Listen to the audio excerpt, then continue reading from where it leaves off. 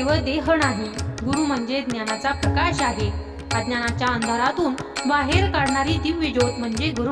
श्री गुरु नृसिंह सरस्वती स्वामी महाराज सांगतात, जो गुरुचरणी श्रद्धा ठेवतो त्याचे जीवन आपोआप योग्य मार्गावर चालू लागते. या संसारात दुःख, क्लेश, चिंता अपरिहाय आहे, पण त्यावर उपायही गुरुंनी सांगितला आहे, श्रद्धा आणि सबुरी.